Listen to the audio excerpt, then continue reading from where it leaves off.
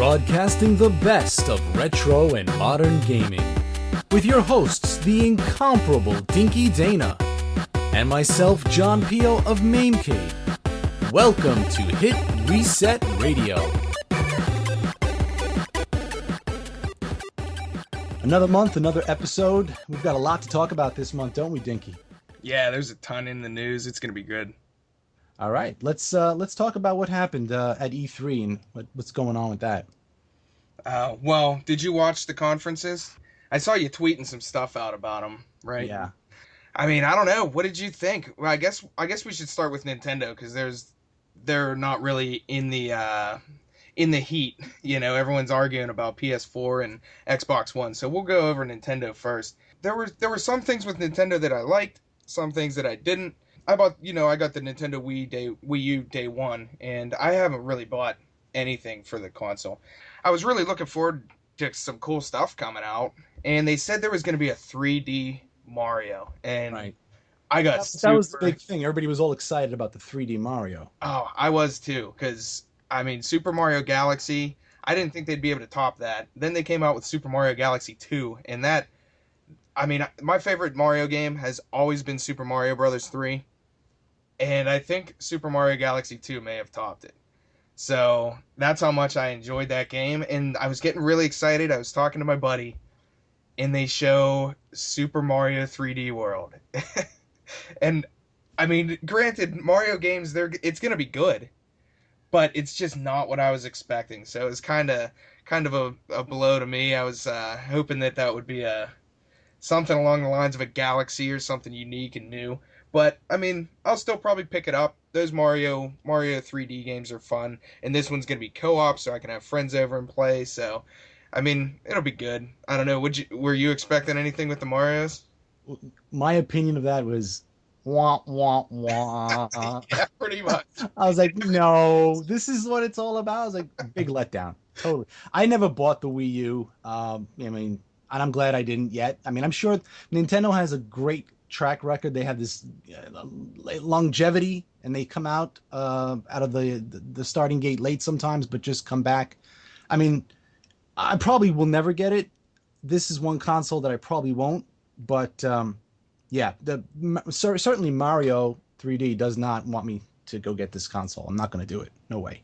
Yeah, and like you were saying, for me, the Wii U, obviously, you need it so far. You know, there aren't any blowout games that you needed the console for, but with Nintendo, it's kind of always been like that. You know, you buy a Nintendo console, obviously like Nintendo and Super Nintendo, they had so many games on them, but the more recent one, the Wii and the Wii U, Wii even, I didn't play a ton of games on it, but I also wasn't disappointed in the system because the games that I did want, Super Mario Galaxies, the Zeldas, a couple others, you know, that's what I bought the console for. So I was happy with it. I had a lot of fun.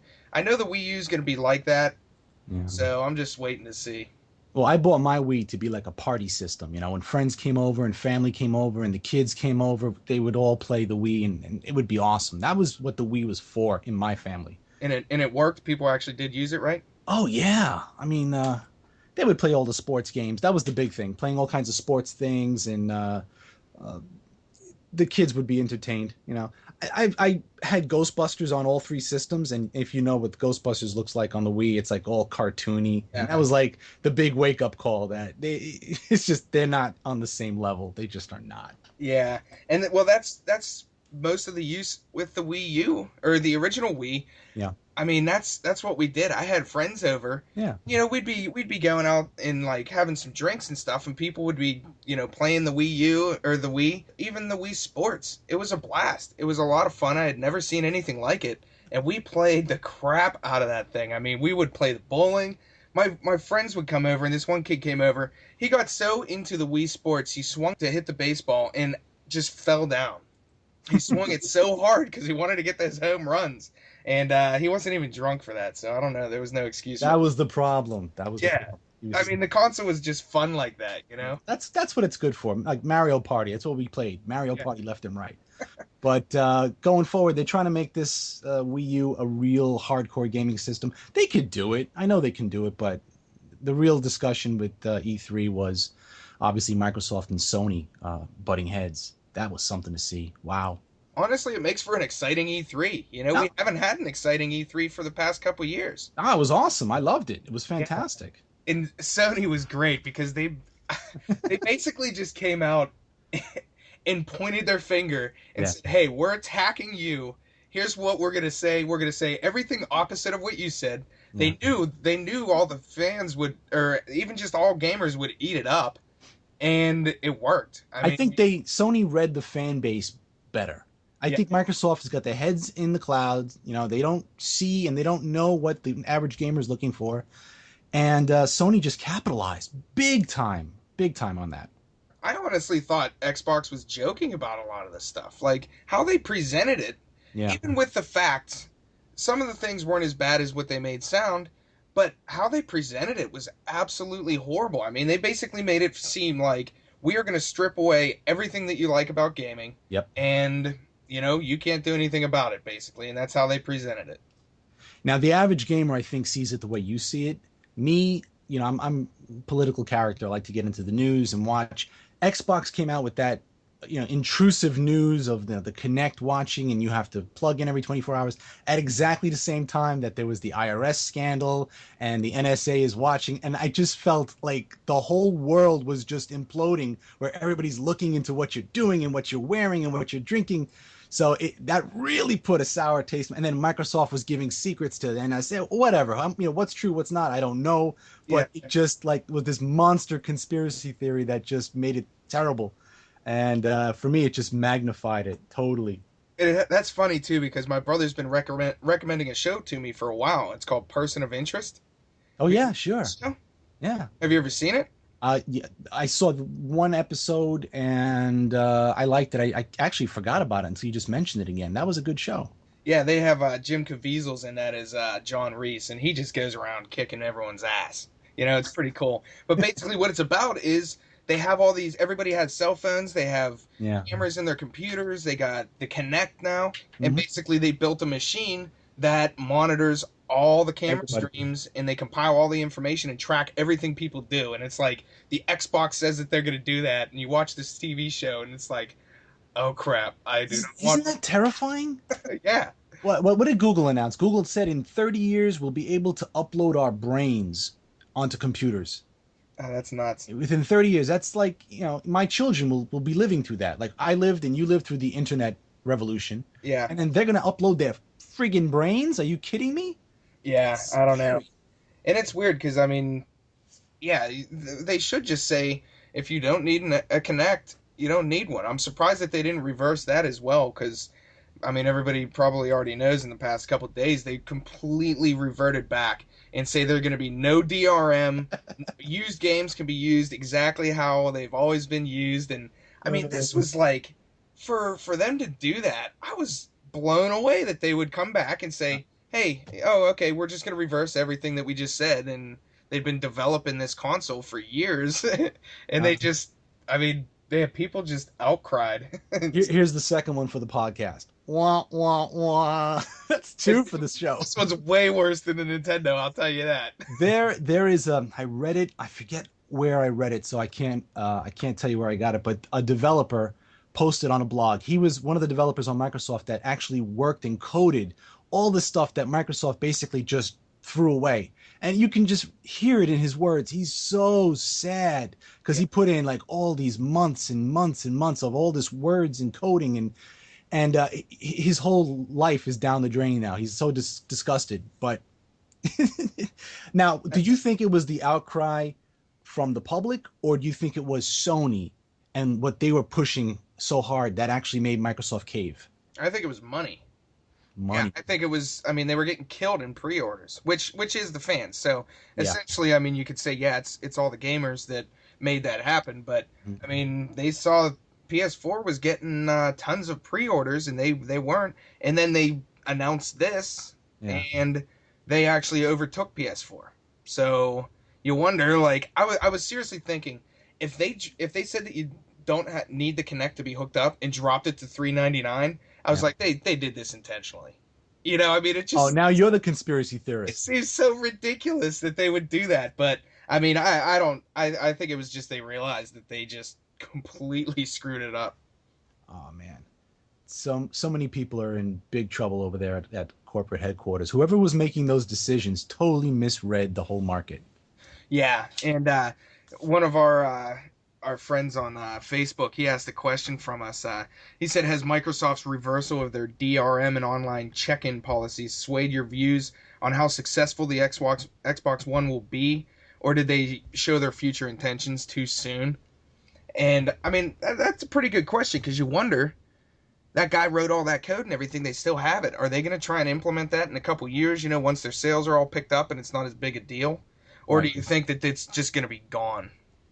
I mentioned this to you when we were off camera a couple days ago. I think I mean, obviously Sony and Microsoft are rivals. We know that. But in many businesses, like the phone companies, for instance, they kind of get together and say, listen, for the benefit of the whole industry, this is the direction we need to go. We have to do the DRM. We'll do it together. And then there's no choice for the public but to accept it.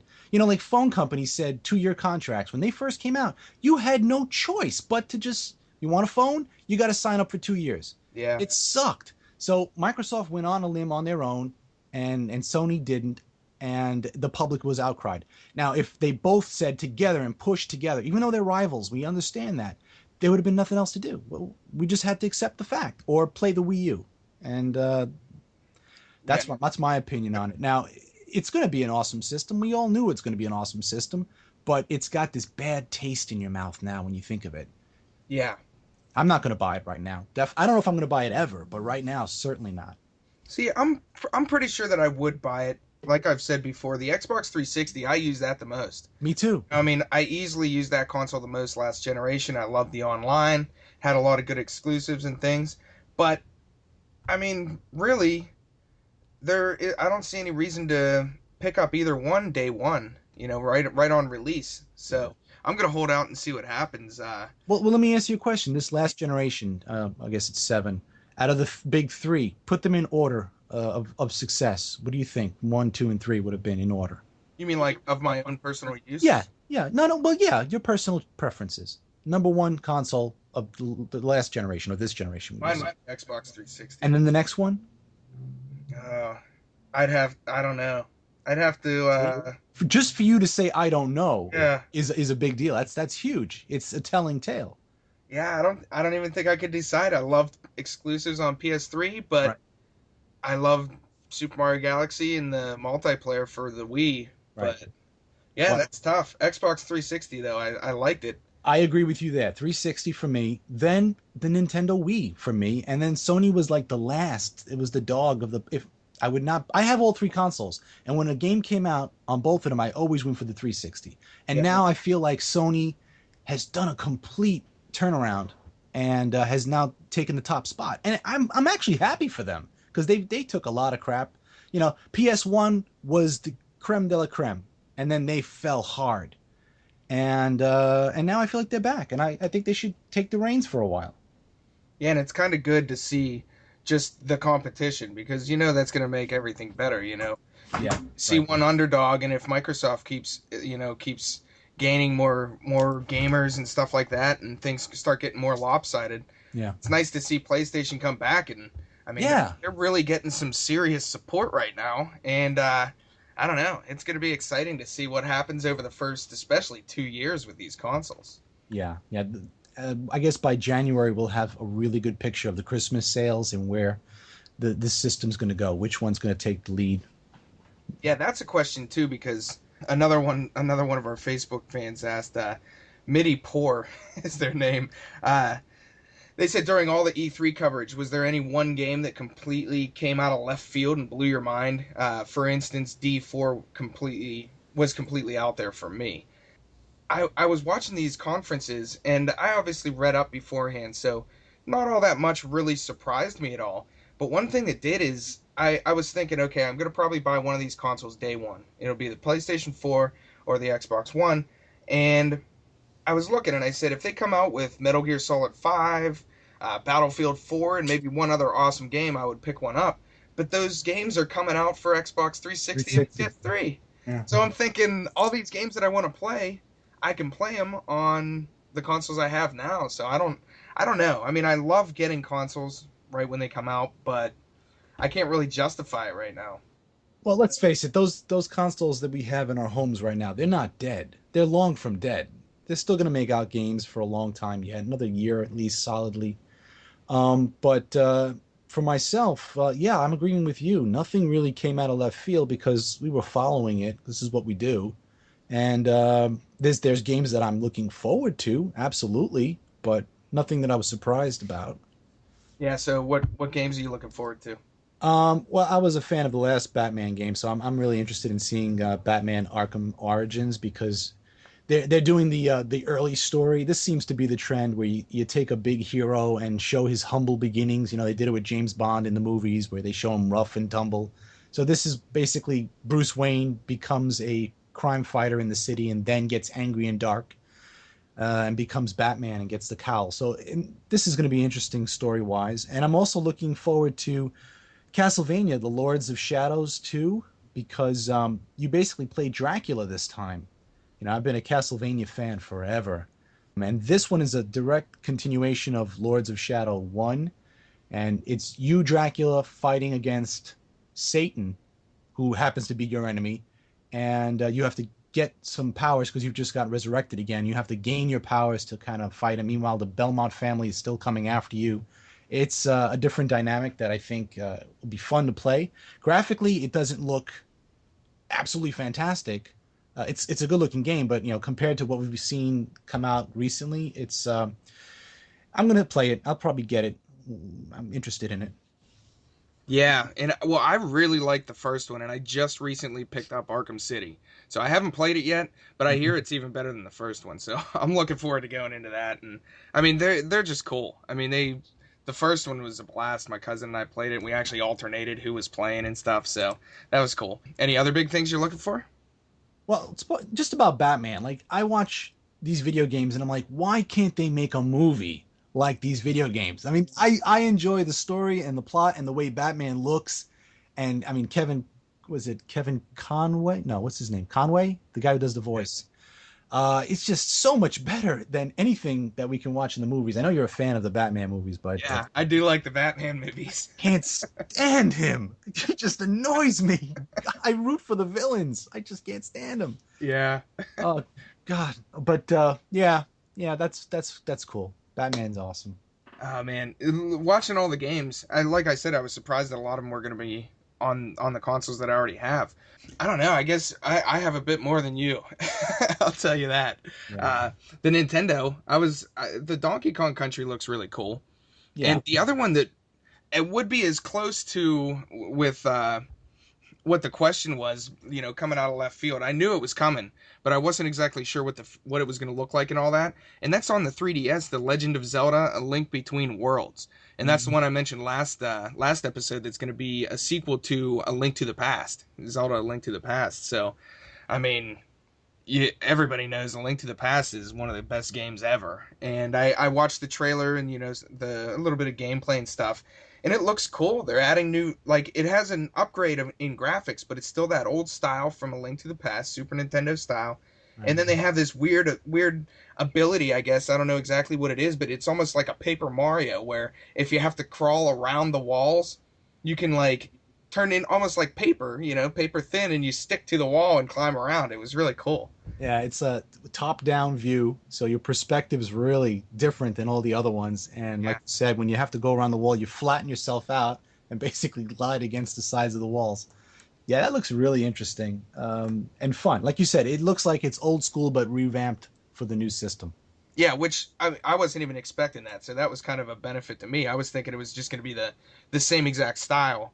So Yeah. it's cool to see that they're adding some new stuff into it and everything. And some other games, Wonderful 101, I mean, they've been talking about that since way before last E3. So, you know, I mean, that looks good. That might be one that I'd pick up. They're also remastering DuckTales. So that's kind Everybody's of cool. talking about that. Everybody's talking I about just that. wonder, they better not mess up the moon theme. That's like the main concern with that game. They better upgrade the moon theme. But yeah, I mean, I love all those old things. Seeing the old games come out on new consoles, and you know, a lot of people who aren't like us where they collect all these consoles. So you know, they can go on Xbox 360, PSN, and stuff, and download them. It's pretty cool. why the heck do you think they're redoing DuckTales? Like, do you think that many kids even know what DuckTales is? That was No, a 90s cartoon. I don't Of know. all the things to do, DuckTales. I mean, I'm all for it. I love Yeah, the cartoon. it was a fun game. I mean, it was Yeah, yeah, the a game. game's good too. Yeah, so I don't know. I mean, you wonder why they pick certain things, you know? I mean, the Earthbound's going to be on the virtual console now and stuff. Everyone's been talking about that. So, I don't know. They just kind of pick and choose, I guess. I gotta ask you a question. I don't know if you know this. Did you ever hear the rumor that Raiders of the Lost Ark, the iconic beginning when he goes in and gets the idol and the rolling ball, is directly taken from a DuckTales comic book? Have you ever heard that? I have not heard that and I Okay. wouldn't know. All right, so maybe a lot of listeners don't know this too, and you can Google it. Raiders of the Lost Ark, DuckTales, and it's almost panel for panel with the movie where they go into a cave and they get this golden idol and a big ball comes rolling down, and I think Steven Spielberg admitted that yeah he might have gotten the idea from an old comic book when he was a kid. It wasn't DuckTales. Excuse me, I'm going to correct myself. It was Scrooge McDuck. So it was Oh, Scrooge okay. McDuck, which I'll definitely look into that. That's cool. it is Duck. It's not DuckTales, but it was a Scrooge McDuck comic book. So you look it up. It's almost panel for panel with the movie. It's awesome. Yeah, I shouldn't say that's cool. That's half cool and half not cool at the same time, you know? So now you just ruined that scene for me if that's true. I won't ruin it, but yeah, I'll definitely be looking that up. So yeah, that's pretty cool. Sweet. It's funny. Like you never know where this thing is gonna go. Like we're talking about stuff, and suddenly, boom, we're off somewhere Yeah. else. Yeah. Well, I like that, It's like, go into whatever we feel like. And then the last thing on the the Wii U is the Sonic. Okay. Yeah, I'm just calling it Sonic Galaxy. I don't know if you saw the trailer for that. It looks just like Pretty much Sonic what it looks like. Yeah. in the Mario Galaxy world, and I mean, it definitely looks really cool. And I'm desperately hoping that a Sonic is good. I mean, the recent ones haven't been all that great and stuff. So I don't know. It looks like it has potential to be good. They still have like the lock on where you lock onto the enemies to jump on them and hit them and stuff. So I don't know. It could be decent. At least it's something fun to look forward to. Yeah. Definitely. And then I don't know. There were some other games that looked pretty good. I was really impressed with how Destiny looked, and that's because I'm a fan of Halo. Well, Halo 3 and before. I haven't really liked them at all since. So Destiny, that's by the same people that made Halo 3 and Bungie and all that. Punchy. Yeah. So it looks like they're taking a different path with this game where it may not be completely like a Halo type game.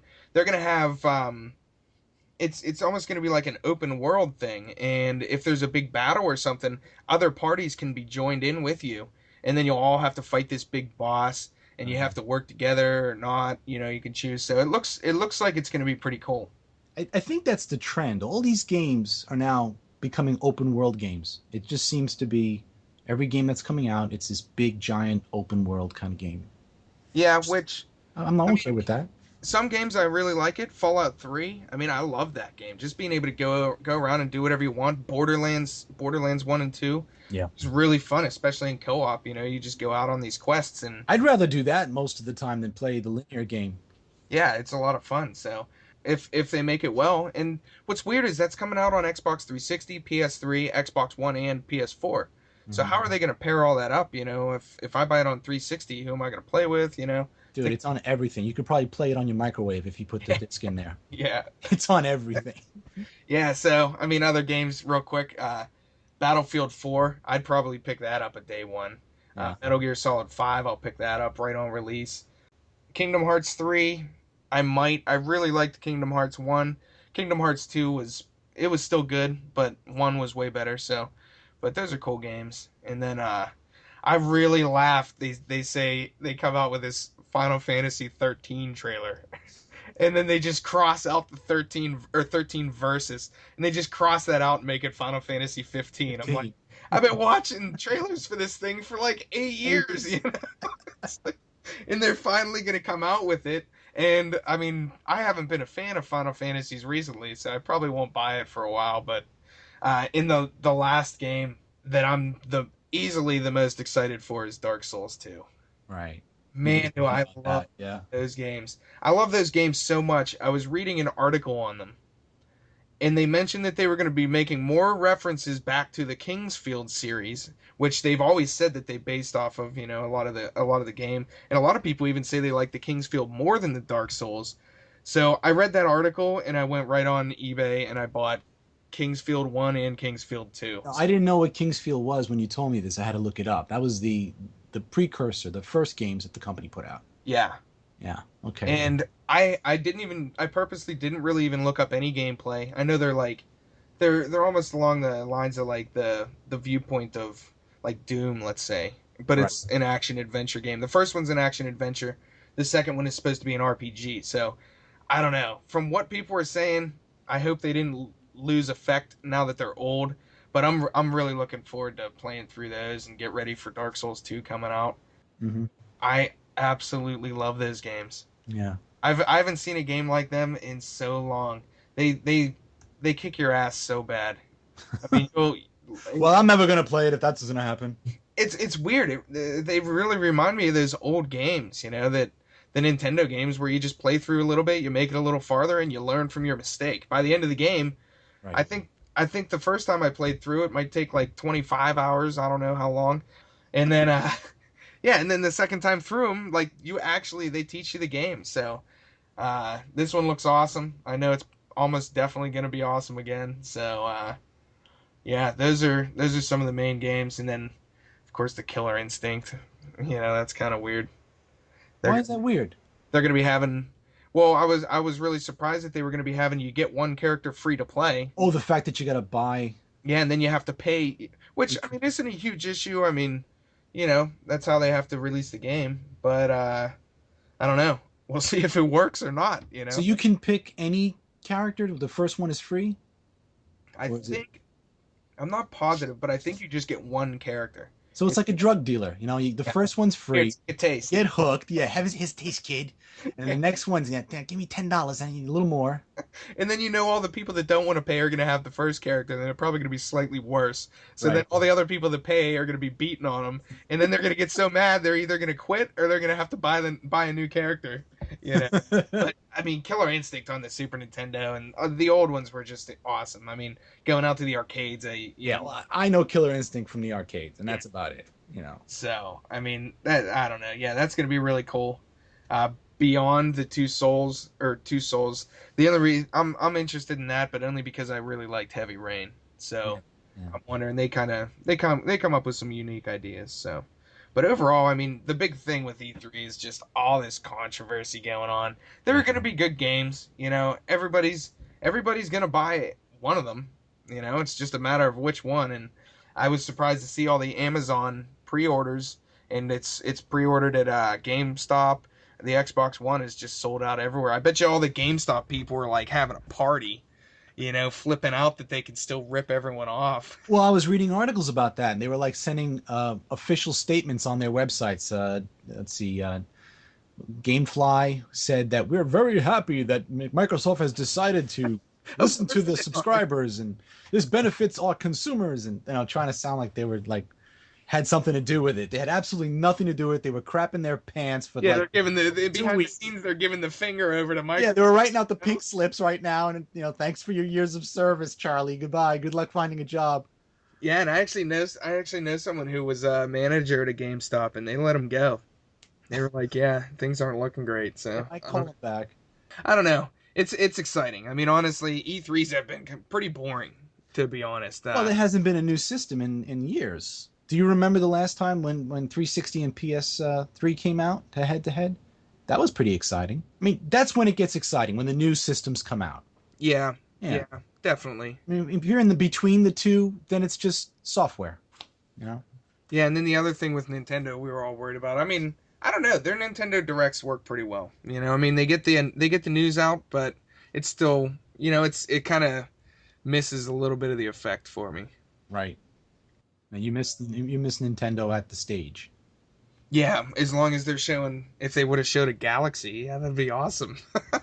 Yeah. They would have heard a huge sigh. They knew it. They were like, if we show Super Mario 3D World in front of real people, there would be this big sigh. Yeah, they go womp womp womp, just like you said. That'd be awesome. Yep. So, yeah, I don't know. I mean, that's a lot of stuff. I thought something funny, totally unrelated, but that Clint, the question that I asked earlier, he also asked the second part of the question. He says, also, Dinky Dana, why no love for the Pirates? It's not all about the Steelers, you know. And what about the Penguins, man? They were just playing. I was rooting for them. They got their asses handed to them by Boston. But yeah, I don't know. I was talking to you a little bit about this, John. Man, the Pirates have been so bad for so long. I used to watch the Pirates all the time back with like Andy Van Slyke and Barry Bonds and Bobby Bonilla and stuff like that. And you know, I mean, a lot of people, yeah, they still do. You know, they make a lot of money. You know, they get their fans into the stadium and stuff, have fireworks shows and everything. So I don't know. They're doing well this year, and I'm assuming that Clint said that because I'm always wearing my Steeler hat in all my flea market videos and stuff like that. You know. Dude, you just said the word fireworks, and like literally right now, there's fireworks going off at Coney Island, and I think I heard it. Yeah. Do you hear it? Yeah. That's totally weird. That's insane. The second you said the word fireworks, they just started all going off. That's awesome. Nice. They're listening to me. Normally, they're bags of money falling from the sky. Say that. See if that works. Yeah. So, yeah, I don't know. What do you? I guess I could go into the flea market that I went to. Okay. I put up a video on that. Speaking of me always wearing my Steelers hat. I didn't even realize how long it's been since I went out to a flea market. I moved apartments, probably like over a year and a half ago at least. So it's across town, and I can't get to the flea markets. It takes about twice as long to get there. I went out this time, and I was in the video. I say it the first time. I say, yeah, I haven't been out here in a year. And then I get there, and I'm like, wow, it's been a year and a half. I haven't gone to a flea market since I moved over here. And I figured I wasn't going to find anything cool. I picked up my brother, so we both went out there, and the weather was really nice. We got there pretty early. And I walk up to this stack of games, Nintendo games, and they have Super Mario Super Show. And I see this weird gray Nintendo cartridge, like not the normal gray. It's like this real light gray. And I'm looking, and I'm thinking, like, what the hell is that? And the thing that these people do at the flea market all the time is they will not split up a console and games. They just won't do it a lot of the time. So I go up to this lady and, you know, ask her if I could buy just the game. You know, will she separate the games? And she says no, they have to sell the whole console together. Right. So it was like $80. It had a box Super Mario 3. You know, it wasn't a bad deal. But I already had all them, so I left. And right before I left, I came back, and a guy was there. And the reason he said, he must have told her, don't split that up, because he had Super Mario Brothers 1, 2, and 3. And from a sales aspect, I guess, you know, I could see that, because that sells the system if you have all the Marios.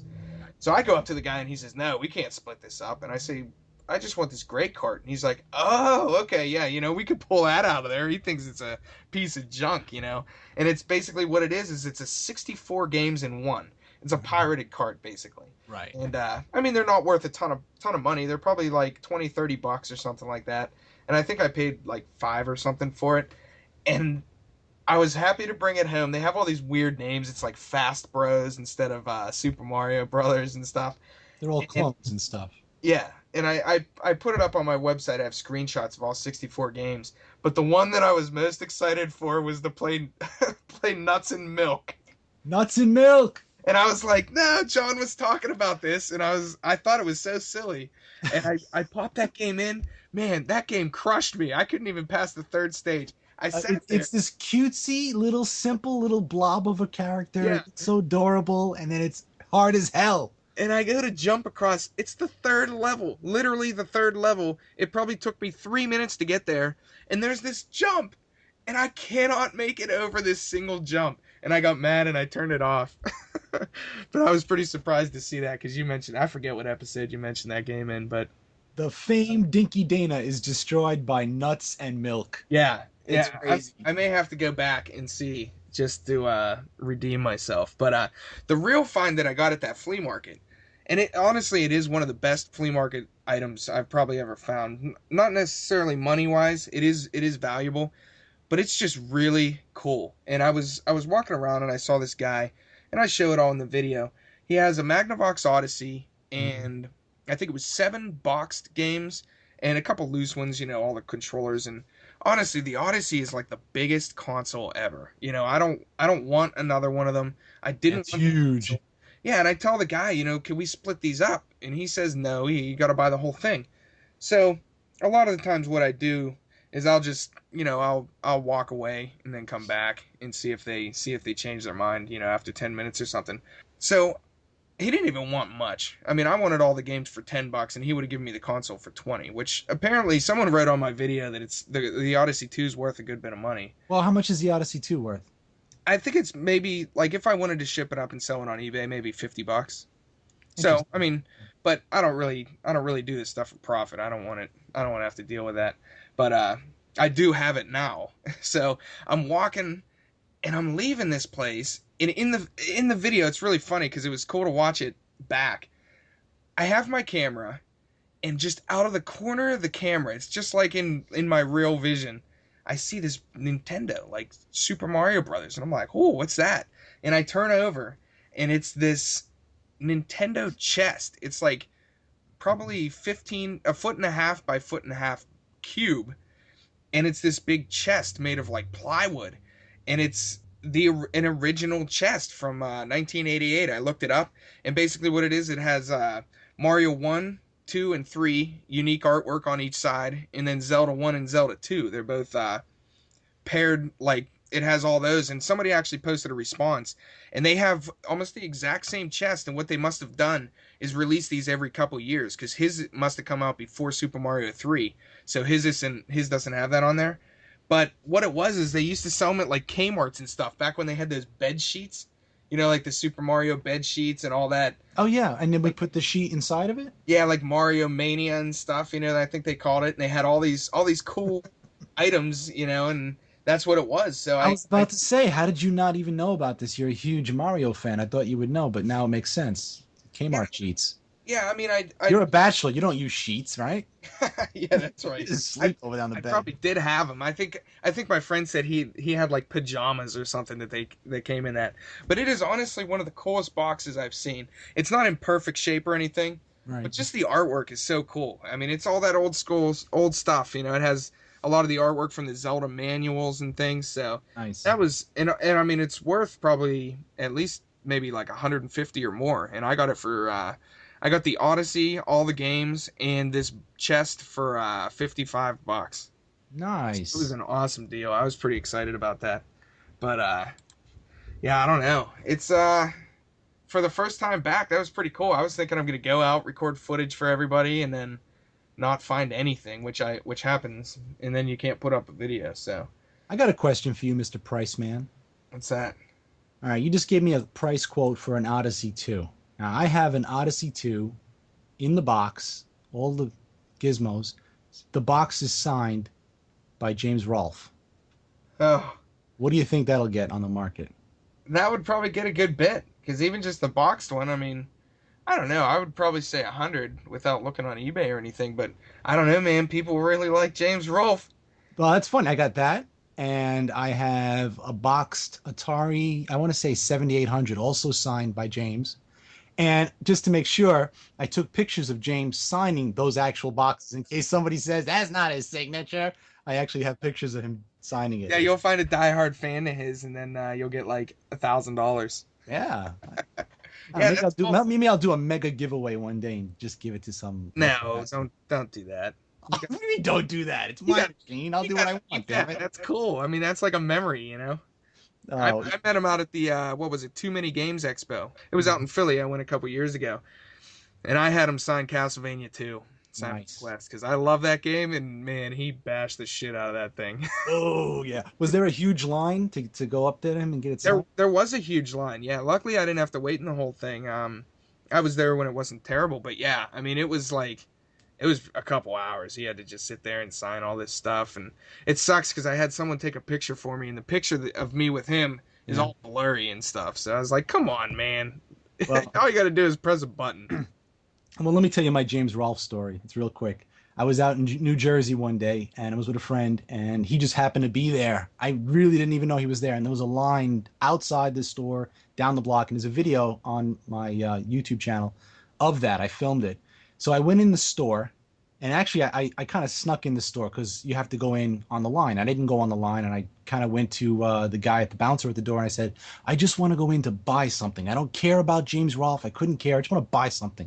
And the guy said, okay, let me in.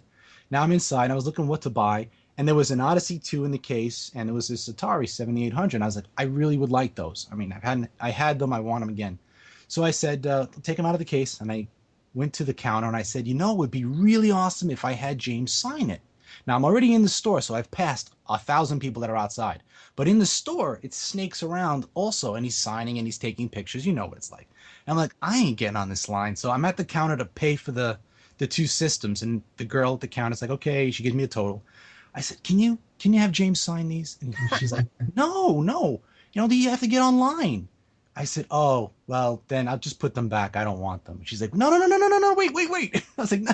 So I played her. Yeah, man. I played her, and she just went up to me. She goes, James, can you sign these real quick? And he's like, yeah. He just turned. I mean, it was like almost a half a second. It was just, but he turned and signed, and I took my picture with my iPhone.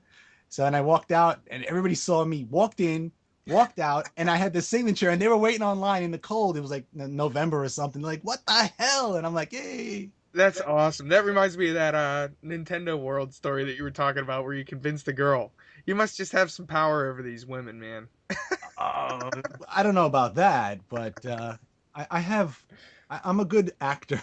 Yeah. That story, if you remember, we were in the store and I told the lady, it was Nintendo World, right? And I told her that we were employees of Nintendo. Yeah. And we wanted to just see how they handled when people came in to look at the Wii U. And we got our hands on, playing with it. And she really bought it that I was an employee. And she told other people, that guy's from Nintendo. And like everybody started coming up helping me. Oh, do you need a bag, sir, to carry what you're being real nice to you and everything? Yeah. Yeah, see, I wouldn't be able to pull that off. Yeah, I wouldn't be able to do that. But I don't do it in a malicious way. Like I don't use those powers for evil. Not really. Like I don't Not like, really, only when you want something. Yeah, but I mean, like I don't use it to like get in front of like a blood transfusion line, or like I need a new liver and I get in front of the line and some like, little child gets scoliosis or something, or cirrhosis of the liver. Oh, all right. Now I'm sounding like a real jerk. All right, let's move on. I would do that too. What else we got to talk about? So, how about a recent movie that just came out and I was really looking forward to? Superman, Man of Steel. Man of Steel. Yeah. Yeah. Did you see it? I did not see it. I am protesting Man of Steel. I always protest movies that are popular. I don't know. Okay, explain that, because that makes absolutely no sense to me right now. Okay, this is getting into the mindset of John Pio. When Batman, the first, Batman came out, everybody was talking about it. Oh, the Joker, he's great, he's fantastic. It was such a big thing. I would not succumb to the pressure, and I didn't see the first Batman well into it was on DVD in the home, and I actually saw it on TV, like one of the cable channels. It's the first time I saw it. Everybody was like, what do you mean? Stop right there. Yeah, all right. That's ridiculous. Why did you do that? And do you feel like you missed out because the Joker was awesome, and you definitely missed out by not seeing that in the theater? Missed out what? What did I miss out? I ended up seeing it. It's totally different.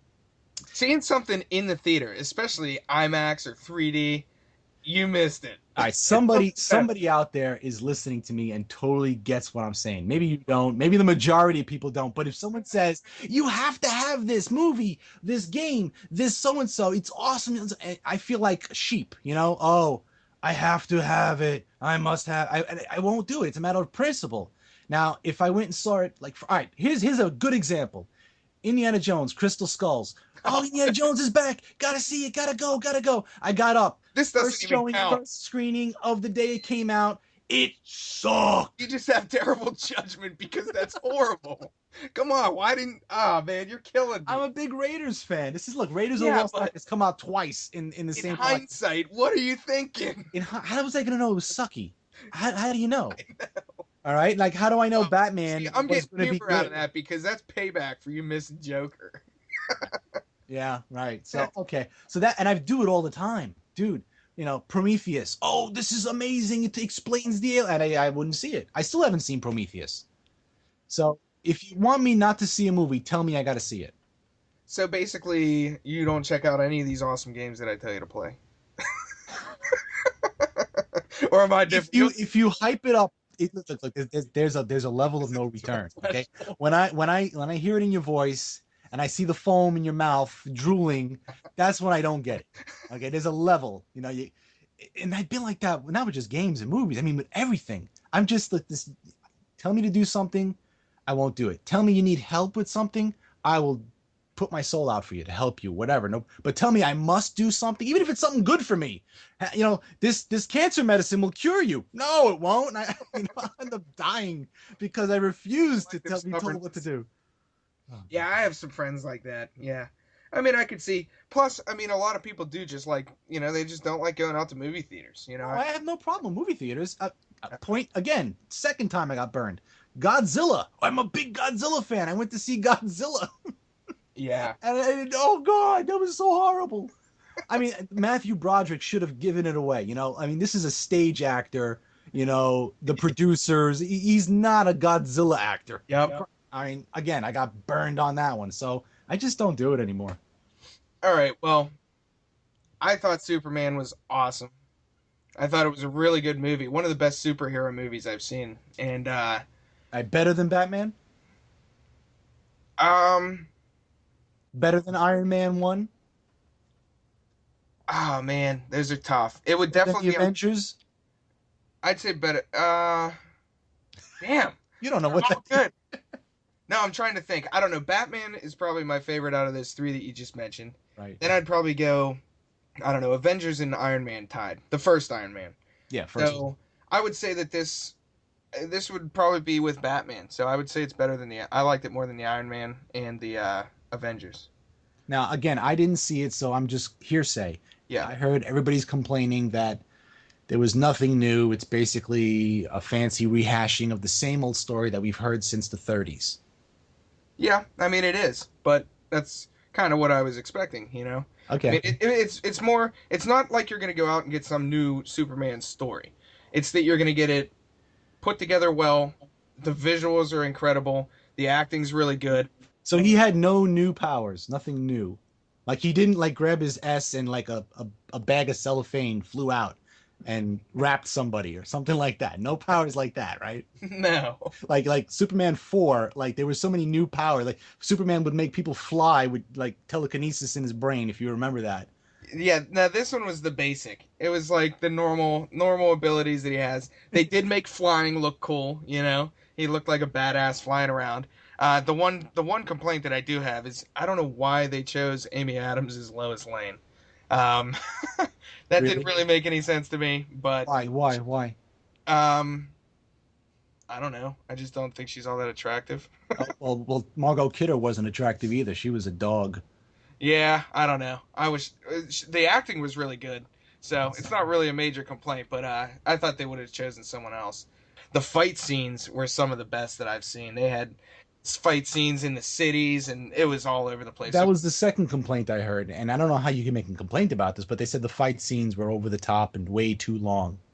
Oh no, I No, you definitely don't. disagree with that. Yeah, Okay. Again, I haven't seen it, so I'm just going by hearsay.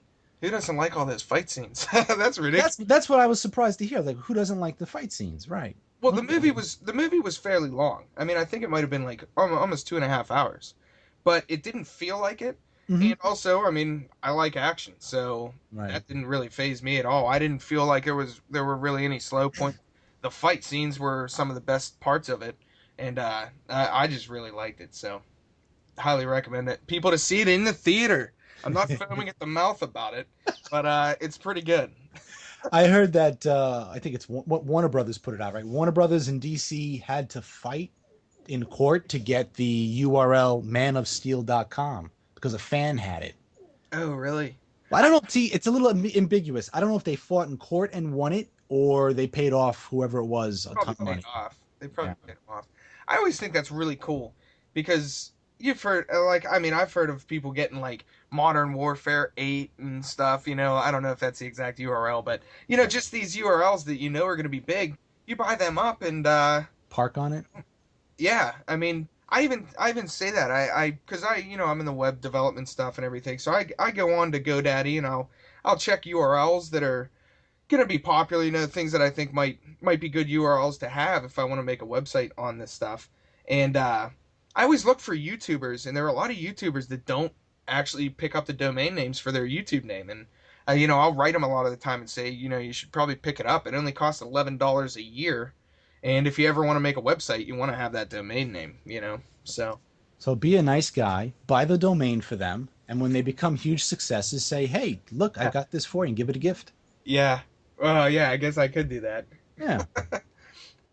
Yeah, no, I agree with you. It's always wise to get your domain name. I can imagine DinkyDana.com must have been like really hard to get. I know, it's such a So popular common, yeah. lot of it. That must have been really hard. So mad at this stupid YouTuber. Oh man, I want to track her down so bad. She has 4 subscribers. If anyone listening to this is subscribed to DinkyDana, unsubscribe so they can get rid of her account. I want it. I wouldn't even use it now. But oh man, yeah, she has that. She has the Facebook. It's driving me nuts. You poor bastard. Yeah. So, another thing with pickups and stuff. This new well, not even a game store, just opened up like literally a block from my apartment. And it's like one of those recycled items stores, It's not a game store or anything like that. So it's a guy that goes out on Craigslist and flea markets and stuff, buys stuff. And I walked into his store for the first time, and he had a Commodore 64, a Sega CD, Sega Genesis. And I was like, oh, this is cool, I'm looking at his stuff, and he didn't really have anything that I didn't have yet. And he tells me that a guy's coming in from Craigslist, and he's going to bring in all this Nintendo stuff, and the guy's like, I'll write you or get a hold of you. So I give him my cell phone number. He says he just texts people, and, he'll text me when the games come in. And they didn't come in that night. And the next day, I was coming home from work, and I was driving by. He texted me that he got the Nintendo games in, so it's literally a block from my apartment, so I'm over there in like a minute. He's probably thinking like, You're some kind of psycho sitting in his car waiting for this game to come in. Because I literally showed up. He was at the bar next door finishing his drink when I showed up. Like, it was literally less than a minute. Uh-huh. So I go in, and he shows me all these Nintendo games. There's probably 15 of them, and I already had them all. So nothing real cool. And then I go in and I look at the Super Nintendo games, and he's got Super Mario World, Donkey Kong Country, Super Mario Kart, and then I look through some more and I see Secret of Mana. Ooh. And I was like, oh man, okay, I want Secret of Mana. How many copies of that do you have already? I only have one, and someone was mentioning that they wanted a Secret of Mana, so I'm gonna have to go back in my YouTube and Wait see a minute. if it was. Are you gonna give it to this person? Well, yeah. Well, I don't know if I would give it. Yeah, like a trade or something. Okay. I mean, that's why I pick up a lot of the duplicate games that I have. That's what I'm saying. Just now, start parking website domain names, and you can you can make a charity. Yeah. See, I very rarely sell games on eBay. I don't know. I've always, even since I started doing YouTube, you go out to flea markets, and these people, they don't want to split stuff up, so you have to buy the whole box. So I'll have a box of 25 games, and I already own 20 of them, but they won't sell them, and it's still worth the money to get all of them. And that's why I used to do so many giveaways. I would do giveaways or trades, and it was a lot of fun. But so I go up, and I had already talked to the guy the day before, and he says, I look everything up on eBay, I look it up on Amazon, and then I base my price and I drop it down some. So I'm sitting right there, and he pulls up the eBay, and he's looking them up, and looks up Super Mario World, and says, this game's gonna sell pretty well. It's like, I don't know, 15, 20 bucks or something. Then Donkey Kong Country, same thing. He picks up Secret of Mana, looks it up, and doesn't say anything, and just puts it back down. And I'm like, oh, okay, that works for me.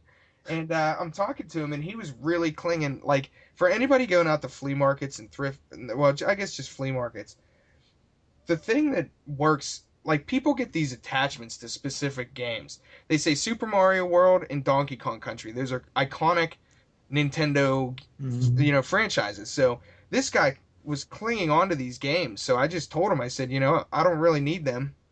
I already have them. And he said he would give me The Secret of Mana and 4 other games like Paperboy 2, cheap games. And he said for $17. Wow. So I was like, oh yeah, I'll definitely do that. And it was funny because he was convinced that Lethal Weapon was going to be a valuable game on the Super. Yeah, definitely. And he's like, I can't believe this game's not worth more than 99 cents. I'm like, are you kidding me, man? And then he just looked up Secret of Mana and probably saw it was like $50. And then, so I actually, he had a Super Mario Kart too, and I've never owned Super Mario Kart on the Super Nintendo. So I told him, he was looking that up. I don't know what it would be worth, maybe $20. So I gave him 13 for that. So I paid him 30 for all of them. That would have been so funny if he looked up the prices on the Dinky Dana price guide and it was $50 on your price guide. And technically, he gave it to you for a song. I know. You screwed yourself there, pal. Because they don't know you're Dinky Dana. You could really you could say, okay, you knew what was there. You could drop them down on your cell phone right there, and then say, oh, this is the price guide I always go to, and just show them. Oh, $8, $5. Yeah, I'm pretty excited about it because this guy's basically going to be my eyes and ears out on Craigslist. That's all he does. So I told him, I said, you're like a pimp. Yeah, here, go get me this. Dana, the video game pimp. Yeah. But I mean, it is a good tip. Like at flea markets, I always do it. You go to flea markets and the same people are there all the time. Yeah. So, start talking to people. A lot of people go out to flea markets and they're afraid to talk to people. One of the best things that you can always do is go out to a flea market, and even if the guy is selling like Barbie dolls, if you feel like he might have some games, ask him. Because I've gone out numerous times where they don't have them out. And they just have them in their car, and you ask them, and they pull out an awesome box of games. And people are afraid to, approach people and ask them questions. And a lot of the people at the flea market, they keep an eye out for things that I'm looking for, and they'll hold things for me and stuff like that. So it really pays off. So you're telling me you're a man who's not afraid to approach a man with Barbie dolls. And just to clear up, I know you got these Barbie dolls. I just want to make sure you don't have any Nintendo games under the table there. You don't have that Barbie Nintendo game, I really want that game really bad. You own that one? Yeah. You do have it? I do have that, yeah. Oh, that's an admission right there. That explains so much. Hey, come on now. Oh man, but no, I would have no issue going up to a table with a guy with Barbie dolls and asking him. That's how I got the Mr. Backup Z64. Did you see my review of that? It was a long time ago. No, I must have missed that. It was basically a machine that you put on top of your Nintendo 64, right. And it's pirate. It's used to pirate games. Oh, right. Yeah, so you would go out to the guy who sold it to me. Said he got it right when it came out for like $300. And he went and he would go to Blockbuster, rent Nintendo 64 games, pop them in there. It would copy the game onto a zip disk, and he would have all these games on discs. You could probably fit 10 of them. I did a review of it back then. And the only reason I got that is because I talked to him, I don't know, maybe like 2 months before. And I said, if you get any cool, rare stuff, hold off. I'll come up and I'll see you. And he hadn't been up there for about a month and a half. And then the one he was, and he actually held the thing aside for me so that, because he knew I would be coming around, and hooked me up with it. And he actually wanted less money. Like, he was one of the guys, I actually gave him more money than he wanted, because he was like real nice about it, and he was going to give it to me for dirt cheap. So I kind of helped him out a little bit. I felt a little bad. Well, look what you just said right there. You just said back in the old days, people were pirating games. Your great cartridge had what, 25 games on it? That had 64, yeah. All right, 64 games. And then people would be able to pirate cartridges and not buy anything. I know I used to copy Commodore 64 games back when I was in high school. Yeah. That's what the video game people had problems with back then. Now, today, Microsoft, they're crying, oh, we have to, you can't sell a game, you can't do... You're not losing any money. Back in the old days, those guys lost money. I mean, seriously, they're such crybabies today. Yeah, I don't know. All this, I don't know. That just boggles my mind that they just completely reversed everything. That's huge. I can't believe they did that. I said, next thing they do is if they say you don't have to have a Kinect set up at all times, I would probably buy an Xbox One day one. If they removed the Kinect from it and dropped it to $399, because that's why it's more expensive, you know. Right. I think they've got big plans. Developers have already made games built around that. They would be hurting their Kind of big developers. plans. The Kinect sucks. Well, I don't know. This is the new system. I mean, you could do a lot more things power-wise now. I don't know what the game developers have come up with. They must. I mean, there's things in the pipeline. Obviously, if you pull that now, you lose half the revenue. They're banking on it. Well, no, they wouldn't have to pull the Kinect. They would just have to sell a bundle without it. Yeah, I mean, I have no problem with the Kinect. I mean, I have a Kinect, you know. I mean, there are games that I've Well, bought. all right, let's put it this way. How would you like it if you were a game developer and you were told, Microsoft says to you, we want, new games based on the Kinect because every single one we sell is going to have a Kinect. So right away you're like, oh, cool. I'm going to, my game will be played. Now they change it on you after you've put a year of development money in there that only half the people or people that want it will buy it. It's going to screw you. No, I think that's nonsense. The way you say right there, I'm not going to buy the games. Whether they make me plug in the Kinect or not, I'm not going to buy the Kinect games. I got that, but I'm just looking at the standpoint of the developer who put their money into something that they thought every house is going to have it already. Well, if their game's awesome, they'll sell a bunch of them. There you go. There you go. I don't know. Be like Sony. They're going to be giving up on the Move, probably. Get rid of that. Right. I don't know. The Kinect, I'm over it. I've been over it. Yeah, speaking of PS3 and all that, I played a big release title that just came out called The Last of Us. Did you hear much on that? Other than from me? Well, I watched some of the beginning, and okay, I'm going to admit, it scared the hell out of me. Like, not physically scared, but it affects me. Like, I can't stand those games that play with your mind, and the little girl gets killed, and this and that. Just I'm not a horror guy either. Like, I won't go see horror movies. They just mess me up in the head. See, I didn't know that completely. See, I've got Halloween story and punching dudes in the face, and I would think you'd be in there like wreaking havoc on all this stuff, No, that's in the dark where you can punch people and not with no repercussions. There's certain things, little kids, getting killed and eaten or maimed. Like, there's certain little things that I have a do not cross line. I can't do. So like little puppies being hurt, I can't stand to see a puppy in pain. Like the commercial that comes on, with the little puppy shaking, they're looking for money donations. Yeah. I flip out. I jump over my couch. I get the remote. Turn it off. I can't stand it. So, but yeah, I'll punch anybody in the face. That's cool. No problem with that. But a crying, sad dog-eyed puppy, I can't stand it. Yeah, and without giving away a lot of the stuff. So what'd you watch? Well, for anyone, I think I watched the first 10 minutes of the playthrough, and I was like, oh boy. But I know if I would have sat through it, it would have been, a cool game. I will probably play it at a friend's house. He's all bent on getting it, so I'll probably play it there. I'll be all right. I'll be fine. Well, it starts out, I can't tell because I've been putting up videos of it. I put up the walkthrough, so I'm up to like part 13. I think it's like 18 or 19 total. Like, it starts out, I don't know if it's because I didn't know what was going on and I didn't, progress through the game as quickly because I died and stuff. But it starts out a little bit slow. And I was playing through the game and it really starts picking up. The thing that I didn't even realize it while I was playing the game initially. It's basically a mix of the old Resident Evils, like the originals, 1 and 2, games like that. A mix between that in The Walking Dead. Yeah, I would agree with that. Yeah, and I was looking back because I'm going to be putting up a review on this, and well, I don't want to give away any spoilers or anything, so it's going to be all kind of basic stuff. But as you go through the game, you have two main characters. You have Joel, which is like an older, he's probably about like 50 some years old, maybe a little bit older, and then you have a little 14-year-old girl named Ellie, and almost the entire game, it has nearly no plot. There isn't really a main storyline at all. It's basically, is it just survival? Is that all it is?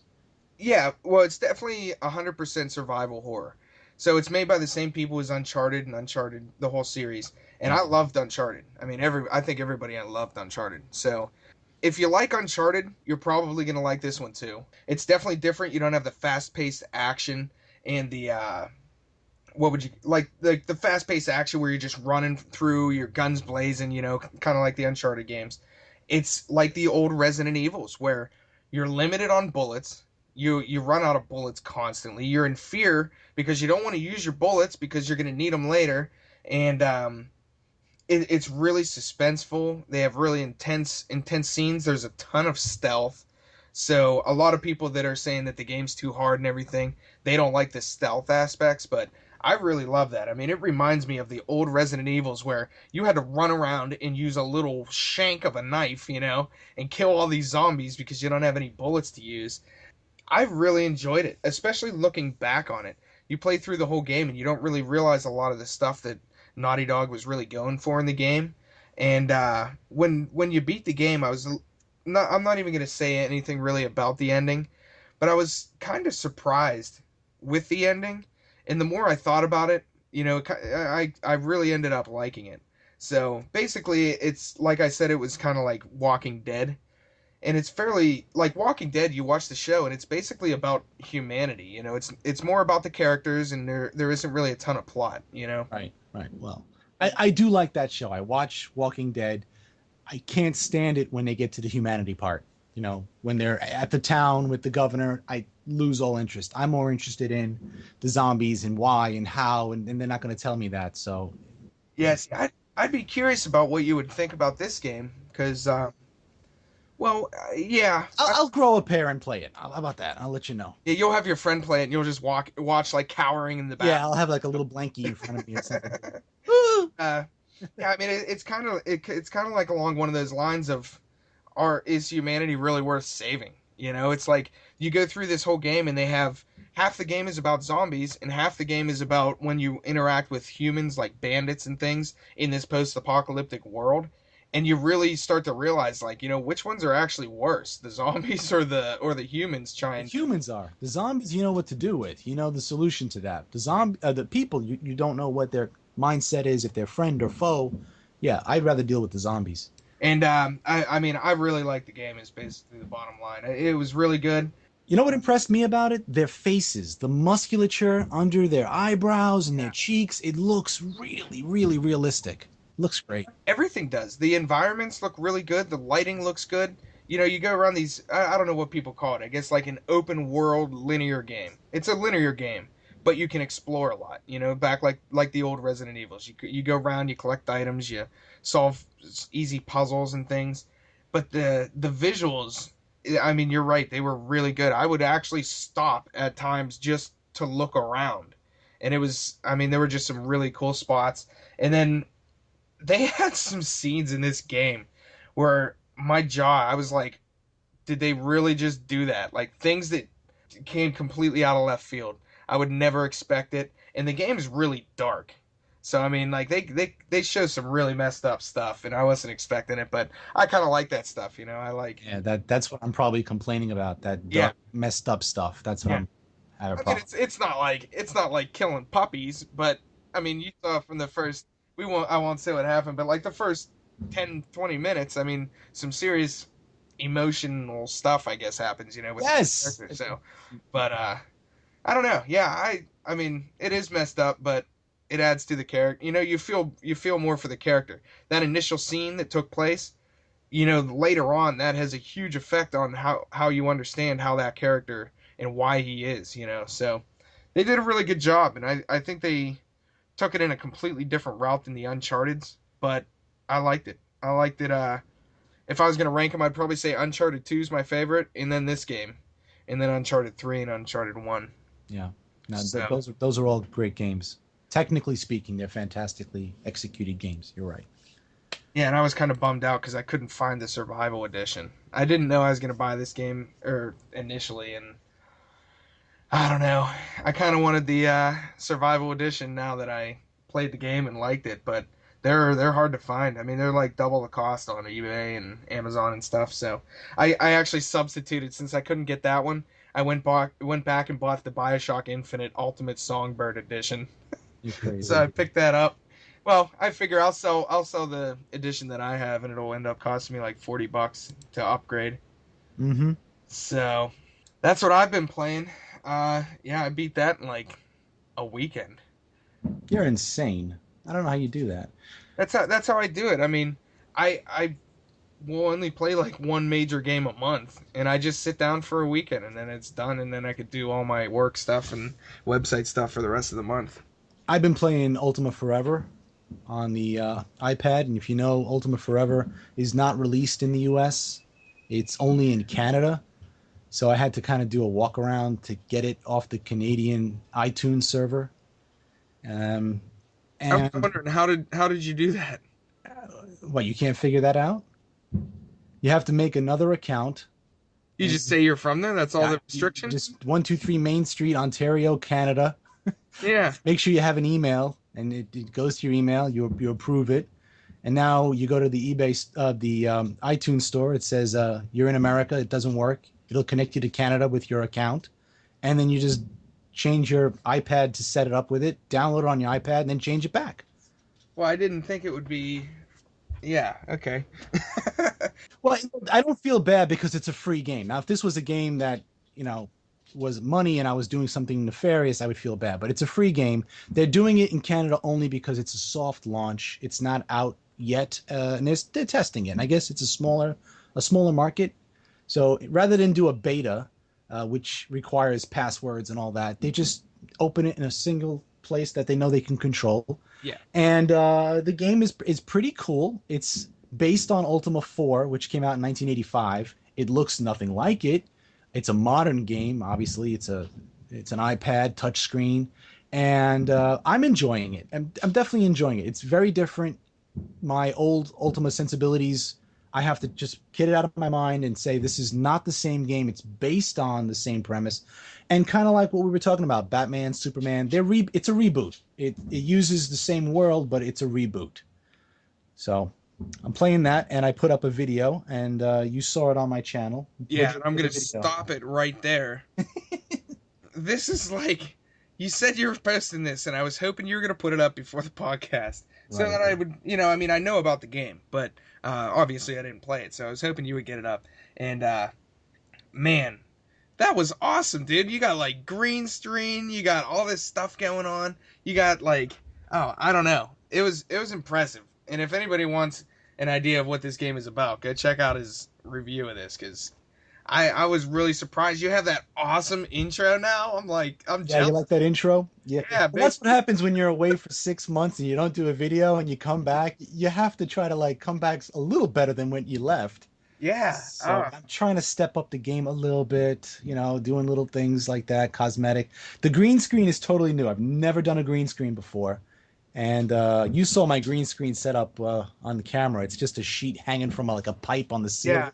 I tried green screen once and it sucked. It's hard. The lighting was bad and all that. Yeah. Yours was like crystal clear, man. It worked real well. Well, I've got lighting rigs set up now in the sheet, and the software is a new software I'm using. I'm using Avid Studio now, whereas all my videos previously, believe it or not, were made on Windows Movie Maker, and anybody knows that is a piece of crap. Yeah, I can't believe that, because it's bad. I mean, I like to believe my quality of videos weren't terrible. I would do walkarounds for like some kind of special effects and all kinds of weird things with Photoshop, and then imported it in to do certain fades and movements and animations. But for some reason, I couldn't get the modern software down right. I'd have problems with it. But I sucked it up and I said, I'm going to learn this Avid software, and it's working out pretty good. That was my first attempt, actually. That took a long time to do, though. It looked good. Yeah, you're sitting over there. Man, I can't believe you play a game for 12 hours in one weekend. Oh, man. And it takes me 12 hours to edit a game I played. Crazy for like 1 hour. With all this stuff going on. You probably got teleprompters, green screen, your lapel mics and all that, Yeah, it's true. I had the teleprompter go. First, I had to write the script, and then I had to proof the script, and then I had to the thing is on the iPad, so I didn't want to like film my iPad and have my hand blocking the screen, so I had to get the iPad hooked up with my PC via Bluetooth, and then capture that, and then import that, and then put the text on the teleprompter and set that up, and the camera and the sound and the mic and so altogether I've played maybe 4 hours of the game, and the editing took about 12 hours for the the video to describe You're it. over here laughing at me for beating Bioshock Infinite, you know.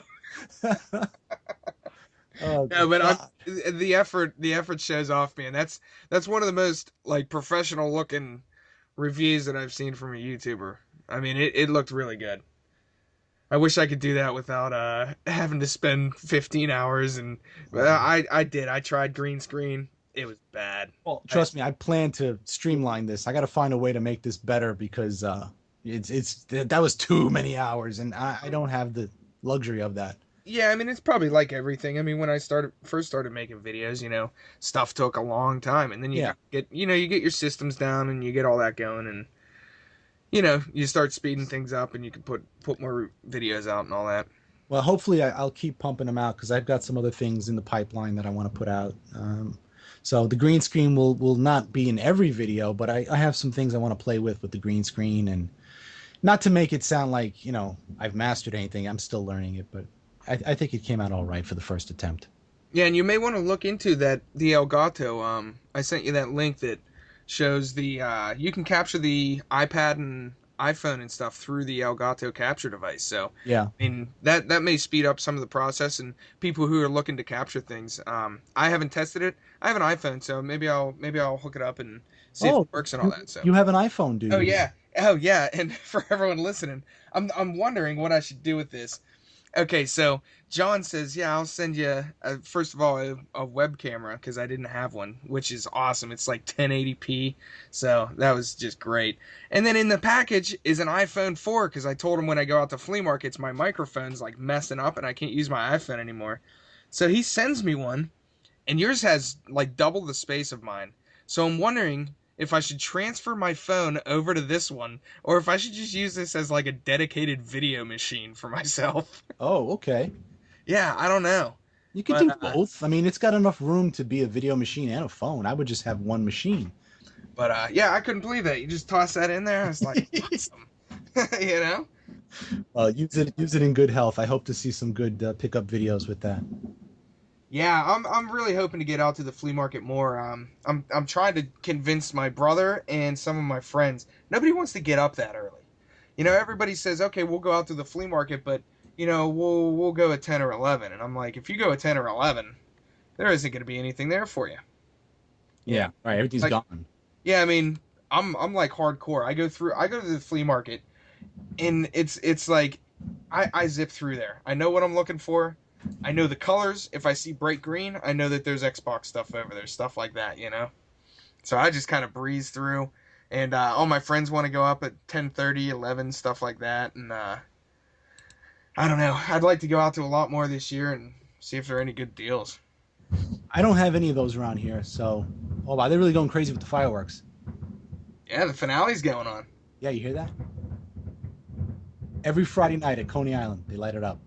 Oh, yeah? Yeah, every Friday night in summer, and summertime's here. Oh man, yeah. You know what we should bring up? I was talking to Crossfade King. Oh, who was that? Pray tell. Yeah, the dude who won, and it was funny because Mike Valentine. I really felt bad for him because we put up our video of the podcast, and he listened. He must have listened. What, within 24 hours? I think we got a comment. He got back to us right away. It's like, oh man. He was the runner-up. The runner-up that wins nothing. He's like the Miss America second place runner-up in case the first one gets disfigured or something and can't perform her duties. Yeah, and I don't know. He posted a comment, and I felt bad because he listened like right away. And it was kind of just teasing him because we drew him as the second name. But I did get a hold of Crossfade King. And, I wrote him and I said, what do you want to win? We could send you an Amazon gift card, or we could actually buy a game, ship it to you, stuff like that. And he said he was over in the UK, so the Amazon wouldn't work over there. So the vouchers wouldn't work and the gift cards and stuff. So I was talking with him back and forth, and he sent over a game that he wanted. And it was a Japanese import, which it was Thunder Force 3 is the actual game that he wanted. And he said, he looked it up, he sent me a link on his Amazon, and it was, I don't know, maybe like $35-$40. And I was thinking, how could we work this out? And I ended up just finding it on eBay, ordered it off of eBay, and the guy wouldn't ship internationally, figures, because I was originally going to have it sent straight to him. But so what I had to do, he sent it to me, and then I sent it over to him. So he hasn't gotten it yet. They said it'd probably be like 7 to 10 days before he can actually, it'll be there. And I was writing him, and he said he's actually been going around over in the UK and recording footage of pickups, and I don't know if it was like flea markets and thrift stores or something, but he said he was having recording some footage of all that stuff, and he's never put up a YouTube video. Ooh. And he said, he's probably gonna put one up for this. He said, oh, here's a quote from him. He says, I'll read the whole thing. He says, I'm actually intending on uploading things about gaming and my finds in the UK. I have loads of recent footage from recent pickups that I got. I fully intend on making a video with my package. And I'm reading it, and right after that he puts, LOL, sounds dirty. Okay, I was gonna say, is that something that's lost in translation? Yeah, so I mean, I was cracking up when I saw that, and then and he says, in mentioning and promoting the podcast, and I really appreciate the prize and want to show my thanks and spread the word. So that was really nice because we put up that giveaway and wasn't sure who was gonna win or anything and how often they listen and all that, but he seems like he really likes the podcast and was really excited. And he said he's gonna put up a video, send us a link when it's done. So I'm really looking forward to that. So that'll be cool, and congratulations to him. I figured when he was picking an import game, I was like, oh man, this is gonna be a pain. I'm gonna have to order it, but I mean, it worked out real well. So it worked out real well for everyone except Mike Valentine. I know, poor Mike. I'm sorry. He's a nice guy too. He got back to us right away. He was happy to be the runner-up who gets nothing in thanks. Yeah. What a nice guy. Oh man. We should think about that. Maybe there's something. I don't know what, but maybe there's something we could do for Mike Valentine. I don't know. Yeah, maybe we'll write him a message and see if there's anything cool that he's looking for. Maybe we'll send him a picture of Crossfade King's package. I know. Ask him to include a picture of his package. You're horrible. Oh yeah, I know. And then another guy, Michael, he left a comment on our Facebook. He says, I told him that the podcast was back and all that because he had written us a while ago. And he says, I require more stories by John about punching guys in the face in haunted houses. LOL. That's episode 8, right? Yeah, it's great to think of the things that people remember. Okay, they remember you punching people in haunted houses.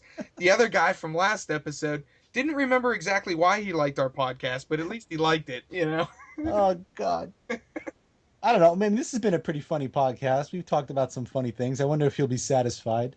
Yeah, I don't know, man. You punching that guy in the haunted house, I still listen to that every now and then and just start howling, man. That is just funny.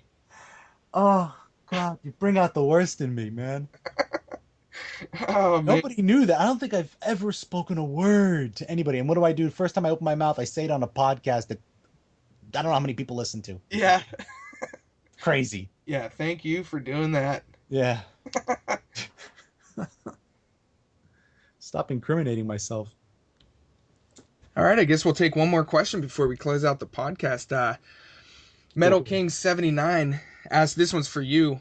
He says, for MAMECADE, are there any pinball machines that you do not own that if you had the room and money, you would love to own them? And if so, what would they be?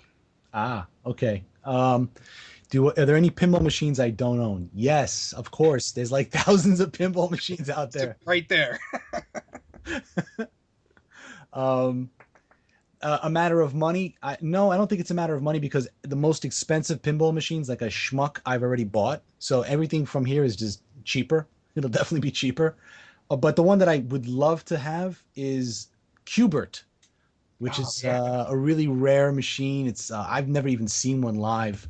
I'd have to go to like Papa to actually play one, but it's cool. It's Qbert themed, like the arcade game, and it's a double level. It's got like 8 flippers, and it's really cool. It goes upside down. It's a very unique game, so that's one that I'd like to have. So if anybody out there knows where I can get a lead on that, let me know. Like I need another pinball machine. Oh yeah, you can always use more pinball machines, right?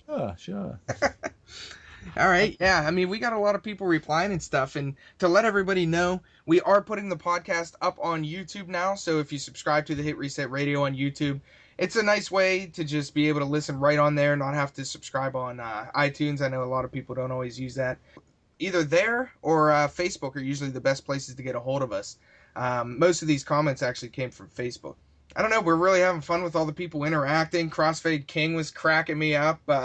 Metal King, he was saying some funny stuff. I always talk to him. So it's a lot of fun interacting with all you guys. So leave us some questions, anything you want to know about MAMECADE or me.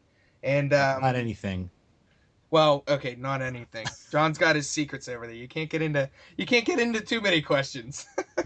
But yeah, I mean, I guess we'll wrap up episode 11. This was a good one. Tons of stuff to talk about. All the Xbox stuff. I'm sure people will be leaving comments on all that. That's episode 11 of Hit Reset Radio. Check us out next month. Good night.